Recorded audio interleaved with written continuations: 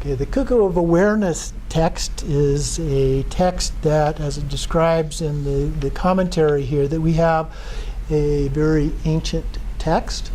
The author here goes through a number of explanations for how this may have come about, some of the issues surrounding this text, and so forth.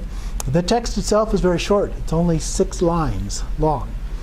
And it starts off with the preceding the actual 6 lines, Svasti, Holy of Holies, homage to the body, speech, mind of the all-beneficent Lord Vajra of great bliss.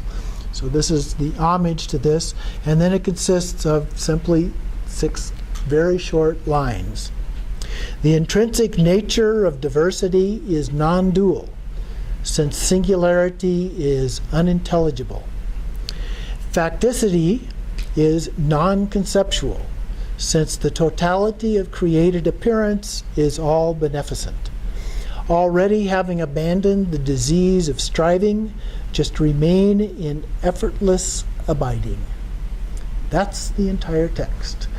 But what does that mean, and what is the significance of this text? And much of what he talks about here has more to do with the significance of the text than it does the text itself in some ways. And at the very end, then there's a conclusion that says, this concludes the Cuckoo of Awareness, the enlightened mind. So the first part, there's 2 parts in the commentary. So the first part in the commentary talks about the textual background for this. He mentions that the antiquity is established as a manuscript that was discovered by Sir Eniel Stein at Tung Wan. Now, we are familiar with that from previous description of other things that were discovered in that collection as well in China. And so the Tung Wan version contains no title, and the author is anonymous. So we don't know who actually wrote this. The 6 stanzas are followed in the same hand, and this is the specific text that was found there. Has a commentary, short commentary, written in the same hand that wrote the actual 6 verses there, 6 lines. And according to the commentary, the document was known by 3 different titles. The first one is the Cuckoo of Awareness, the second one, An Ornament for Acquiring Realization, and the third one, 6 Diamond Stanzas. So the first one he refers to as being a simile. The second one is a description of the intent of the document, and the third one is based on the actual structure of those verses. He then also mentions that there is another redaction of this text that is found in the Nyingma school. And so we have one that comes out of the Nyingma school and this one that comes from this Chinese site where the findings were there. He also goes on to point out that there are 5 texts that are traditionally associated with this. There's the 5 early translations, and those are included in a collection of 18 sacred treatises known as the Fundamental Treatises of the Mind category, or the Semdi that we looked at before, of Dzogchen. And all of these were translated by Virachana. And one of the initial Tibetan candidates, or he was one of the initial Tibetan candidates who was adorned by Shintarikshita, the founder of the Samye monastery, the first monastery in Tibet. And Virachana was a close spiritual disciple of Vimalamitra, who was the Dzogchen master. Of course, he wrote some of the texts that were associated with the Khandro Nyingtek. Well, there's he wrote the Vima Nyingtek that's associated with Khandro Nyingtek and so forth. And this was attested to by Virachana's contemporary Nup Sangye Yeshe, who actually is been reincarnated as our own spiritual director, Kenshin Lama. So here we have the Tibetan and the Tung Wan versions of the basic text are exactly the same. The root texts are exactly the same, which implies that the Zhonghuan version is a copy of Vairochana's translation. Translators are highly unlikely to have the exact translation into any language without some variation, but there's no variation, so that means there's a very high probability that this was based on the original translation of that. Another part of the commentary here, two of the earliest datable Tibetan texts which concern Dzogchen are the Upadesha known as the Rosary of Views by Padmasambhava and the Lamp of Concentration by Nub Sangye Yeshe. The former may in fact be the only existent Dzogchen that is attributable to Padmasambhava. That's kind of an interesting thing. It was kind of an aside, but I thought it was worth mentioning as a part of this. All of the quotes concerning the Tantra in the Rosary of Views are from the cycle known as Guhyagarbha. Okay, so there's another connection that we have, that being the root Tantra of the Nyingma tradition. So this is a tradition that is said to have been patronized by King Dza of Udayana. And there, of course, we have a link to Padmasambhava. This Padmasambhava was born in Udayana and was exiled from there at a young age, but he still maintained close ties with that culture throughout his lifetime. So his dialect, the language that he spoke, would have been from Udayana, and he also encountered the founder of the Dzogchen lineage, the teachings. The first human was Garab Dorje, who was said to be from Udayana as well. So there's another connection there. And so the Udayana tradition was expounded and maintained chiefly by an Udayanian expatriates from the Bodh Gaya region in India, which is where the Buddha achieved enlightenment. And so it was there that Padmasambhava, after his exile, eventually migrated, and it was there that it became ordained as a Buddhist monk. And so Sri Simha, from the northern Himalayan China Valley, which was tied culturally to Udayana, so again another connection there, taught the Dzogchen to Padmasambhava. And so the term Dzogpa Chimpo, so Dzogchen is an abbreviation of that term, appears for the first time in the literary history that is in the Guhyagarbha Tantra. So another connection. And then the primary Dzogchen masters who went to teach in Tibet at the early period were all familiar with this Tantra above all others. So the transmission of this into Tibet has a very close tie. So between the early and the later periods, so we're talking about the transmission by Padmasambhava, Shantarakshita, Vimalamitra, and so forth into Tibet at the late part of the 8th century, and then the later transmission in the Sarma schools, which happened over a couple hundred years, starting around the year 1000, but particularly 1100 to about 1200 or so. So between those two stands a period known as, or sometimes referred to as, the Dark Age of extensive anti-Buddhist persecution in Tibet by a ruler called Langdharma, who ruled from 836 to 842. And he points out here in this text of a coincidence of that experience in Tibet with the occurrence in China of a strenuous Confucian purge of Buddhism that went on at basically the same time. And then for a few, but nevertheless very disastrous years, the monasteries were closed, books were burned, the temples were sealed up, and so forth. And following eras created a void into which obscure and unaccounted for doctrines could be discovered. Now, some of these are what are referred to as termas. Some of them, I believe, were probably documents that were hidden away so that they wouldn't be destroyed during this period of time. But it also opened up, which we're beginning to find from some of the literary research that's being done on them, the opportunity to write texts and attribute them to earlier time periods, which is very common in ancient times, to give them credibility. Okay.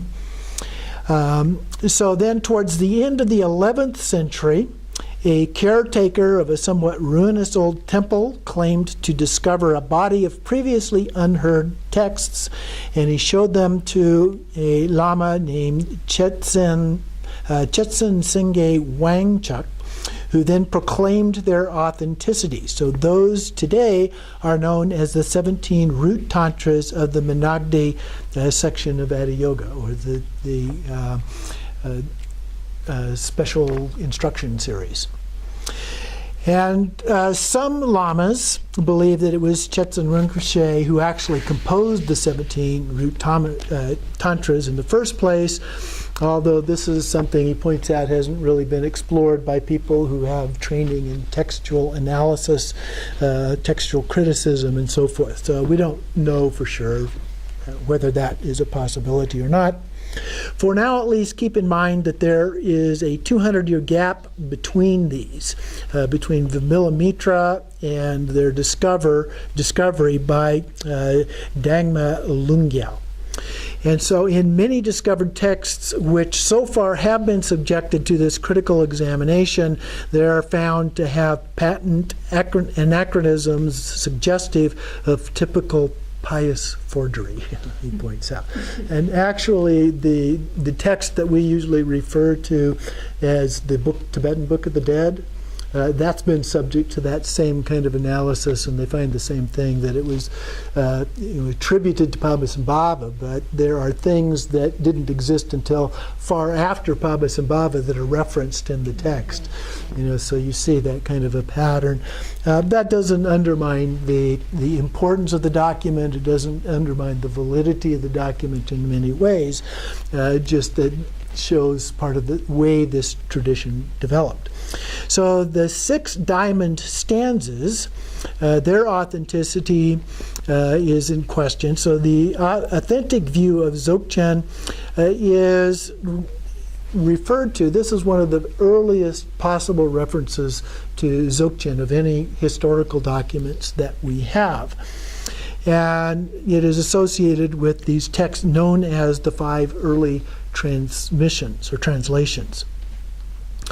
The paramount value then of this Six Diamond Stanzas is in the fact that the text gives a clear understanding of the historical Dzogchen doctrine from this era of its inception, a very early document in the tradition. So then we go into the commentary, part 2 of this commentary, which looks at the textual content itself. What is the meaning of these 6 lines? How does this fit together? Although his commentary is a little broader than that, but he goes into that as well. So he says, first of all, the 6 diamond stanzas expound on Trekcho, cutting through, which is the heart of the Dzogchen practice, which is cut through in the solid sense of duality which pervades the nature and function of consciousness. There are diversity, the idea of diversity that emerges collapses back into the original non-duality and realization dawns. So he's trying to give a basic understanding of how Trekcho works. This means that via effortless meditation or non-meditation, advocated in the stanzas.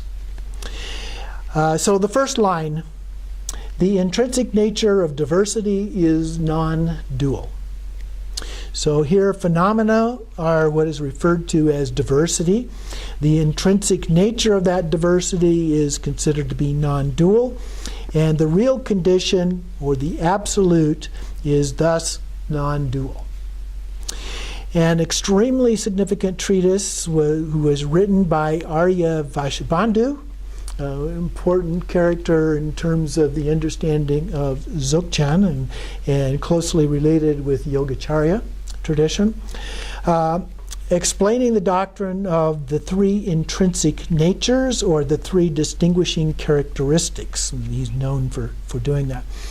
This is primarily an exposition of the subject-object dichotomy as understood in terms of the Yogacarya view.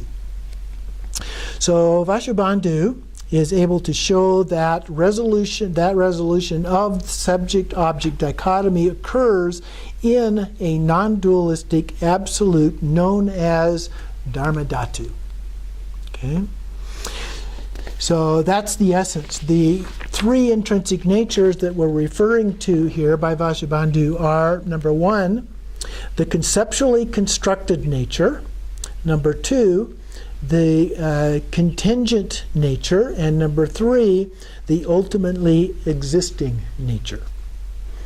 So the first part, subject-object dichotomy, is described as a perceptual construct.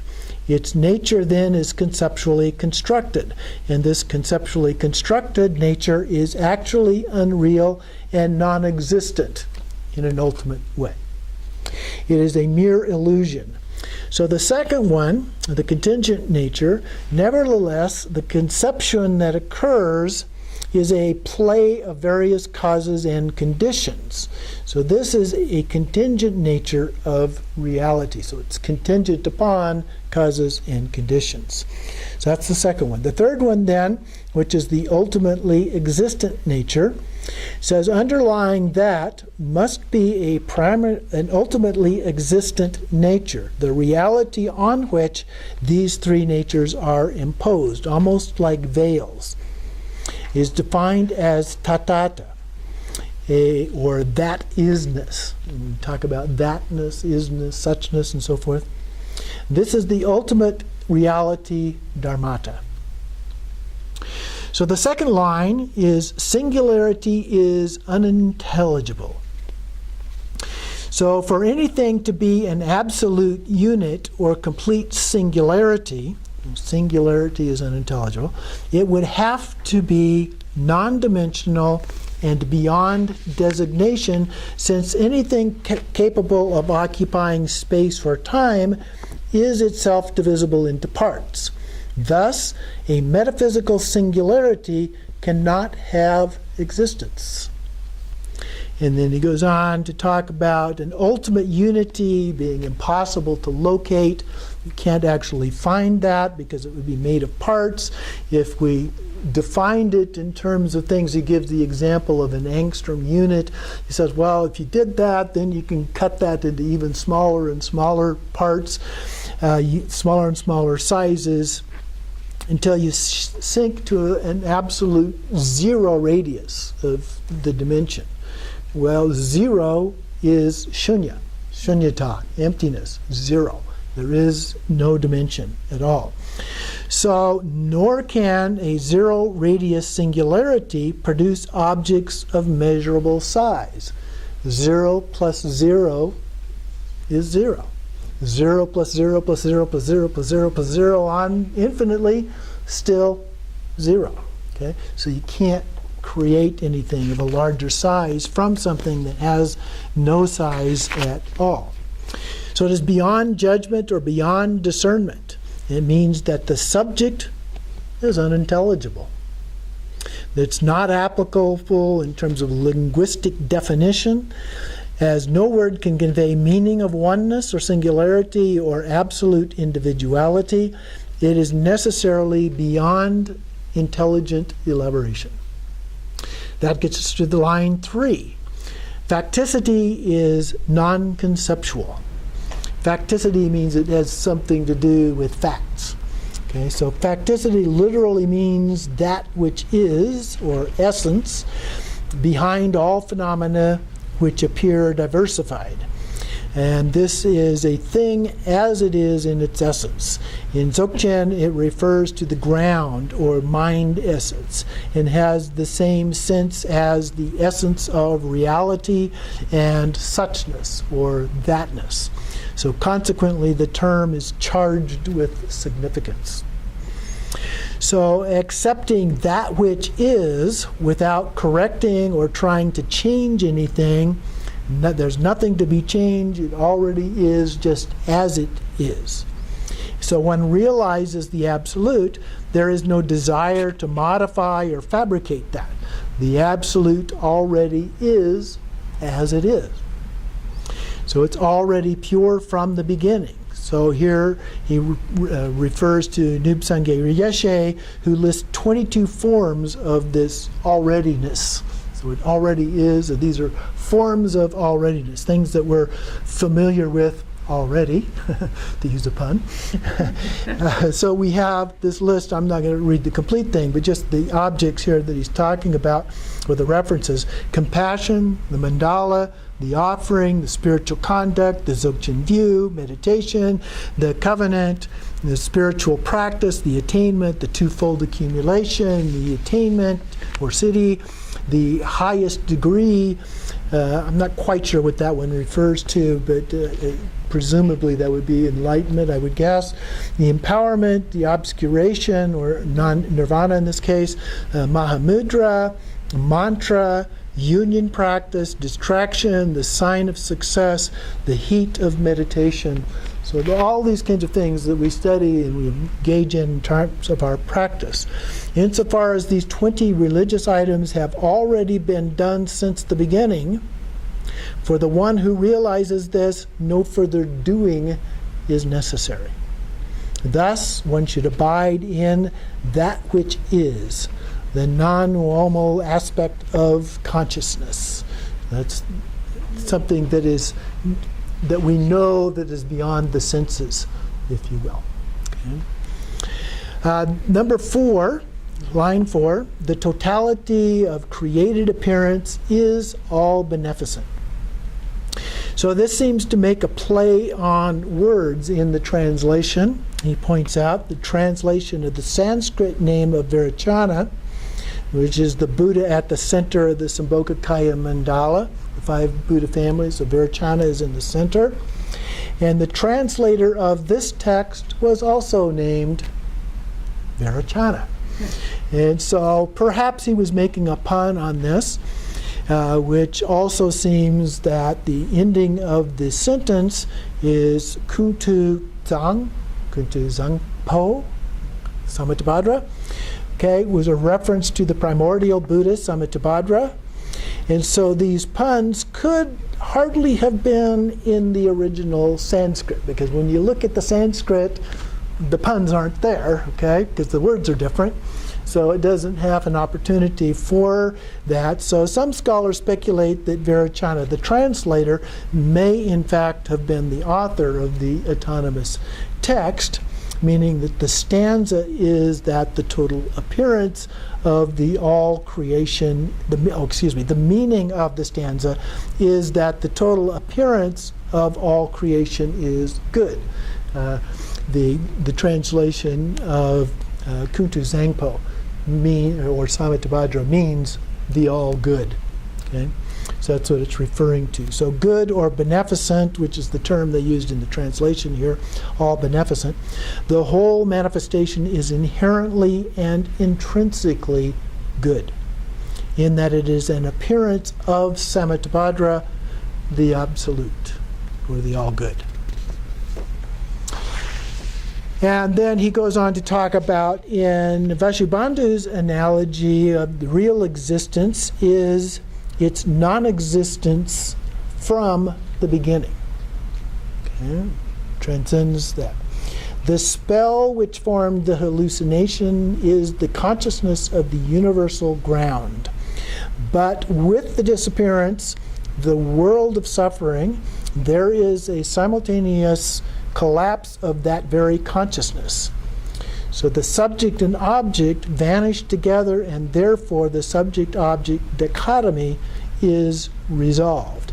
So from the very beginning, its real existence is actually its non-existence, and from that these things manifest, but then through the practice we realize that they don't really exist, and so the whole thing collapses back in on itself. Only the Dharmadhatu is ultimately real. The 3 natures are realized to be no nature at all. All phenomena are inherently empty. The collapse of the dichotomy is factually zero. Form, ideation, feeling, motivation, and consciousness, the five skandhas, are empty. But the ultimate reality, dharmata, which remains unborn and unending, and is prior to the arising of consciousness, space, and time, nothing at all can be said. Okay, so this is the Yogacarya view of this. It's beyond being able to say anything about it. That absolute is not added to by the creation of the world with all its beings, nor diminished by its destruction, not by so much as an iota. So then he refers to Buddha Shakyamuni, who said that there is no permanent subject or creator. The sum total of all of this is illusion, and nobody is responsible for creation. It has come spontaneously, and there is no question of improvement in that. It will go away on its own. Line 5. Already having abandoned the disease of striving, and here he refers to the four reliances. Reliance on teaching rather than the teacher, reliance on the meaning rather than the words, reliance on the definitive meaning rather than the provisional meaning, and then reliance on the true gnosis, jnana, rather than the consciousness, or vijnana. So by resorting to reliance, especially the fourth one, the innate gnosis, one begins to give up the cycle of doing. As long as there is doing, there is desire. As long as there is desire, there is the wheel of becoming. To abandon the wheel, one should follow the course of authentic reliance. As striving diminishes, the practitioner begins to enter the abiding state, Mahamudra. So we stabilize it in one-pointedness, and then rest in it just as it is, state of one state, and then non-meditation. The term which begins the fifth stanza here signifies that every wish has already been fulfilled. Everything is complete in and of itself. Therefore, what is there to strive for? The absolute is complete, and nothing can be added to it, nor subtracted. Where would there be room for desire? Desire, the root of all striving and suffering, implies that something is incomplete. For the absolute, there is no desire. One who is full has no hunger. This disease of striving should therefore be abandoned. And finally, line 6, just remain in effortless abiding. So nothing is to be done. Remain undisturbed. That is sufficient in and of itself as the meditation, and means giving up any hint of making effort. So thinking, feeling, and doing are all forms of effort. It was this understanding that the Lord Buddha declared that desire is the cause of all suffering. His most basic teaching consists of the cessation of desire. The three ways of arriving at the state of cessation are the apostolic way of the Shravakas, of discipline, the isolated awakening way of the Pitaka Buddhas and contemplation, and the great way, or Mahayana, of transcendence through love and wisdom. So that would also include Vajrayana, which also includes Dzogchen. For mere effortless abiding, liberation automatically occurs. If we comprehend this final stanza, then the three statements of Garib Dorje are fully understood. There is nothing more that need be said. Therefore, the Tung Huang manuscript concludes by simply affirming that to remain without striving is the only true accomplishment or siddhi. That not renouncing anything is the only true covenant or samaya. And that utter non-attachment is the only true offering or puja. Therein is the whole profound meaning of the Six Diamond Stanzas. So a very simple and yet profound little teaching or a set of verses for us to think about.